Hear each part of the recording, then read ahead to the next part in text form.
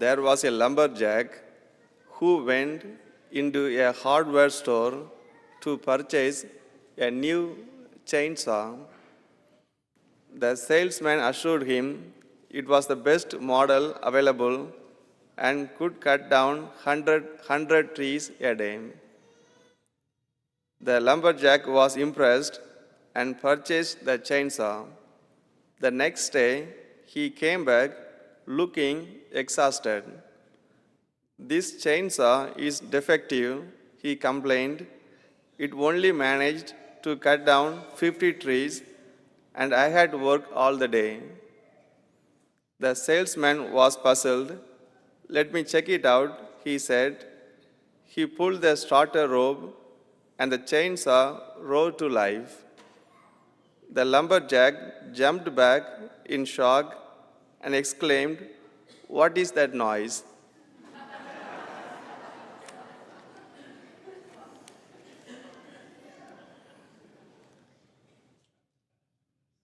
Dear friends, in Jesus Christ, what do we really hunger for? Today's reading takes us on a bit of a journey. In our first reading, we start off in the desert with the Israelites, who are, to put it mildly, hungry. They are missing the good old days in Egypt and wondering where their next meal is coming from. It is a familiar feeling. We have all been there, wishing for something we used to have, maybe forgetting how good we actually have it now. Their hunger is not just about food. They are hungry for something more, something deeper. Then we hear from St. Paul, who is basically telling the Ephesians to ditch their old clothes.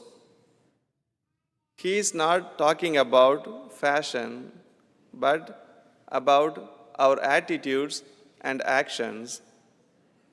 He is saying, time for a change, get rid of those old habits and put on something new, a new way of thinking, a new way of living. And finally, we meet Jesus, who calls himself the bread of life.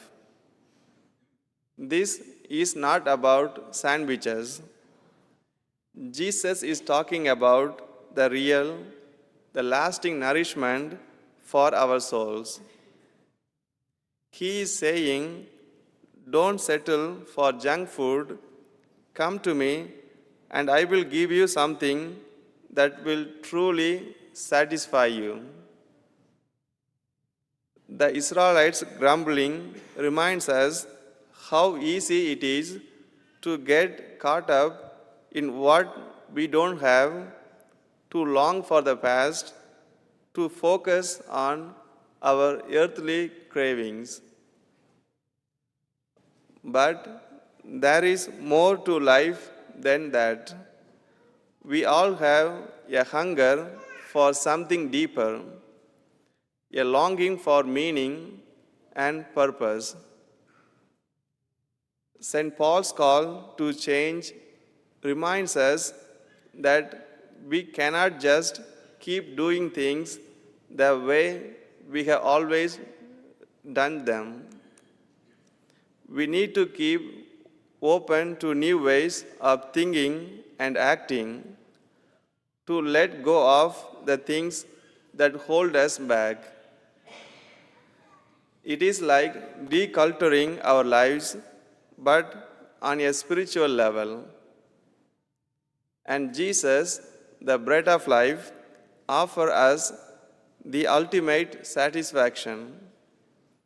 He is not just a quick fix or a temporary solution. He is the real, the source of true nourishment for our souls. So, what does this all mean for us today? I think it is a reminder to take a good look at our lives. What are we hungry for? Are we chasing after things that will never truly satisfy us? Or are we seeking the deeper nourishment that only God can provide?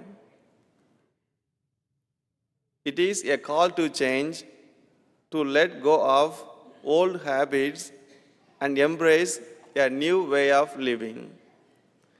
It is a chance to declutter our hearts and minds to make room for God's grace to work in us.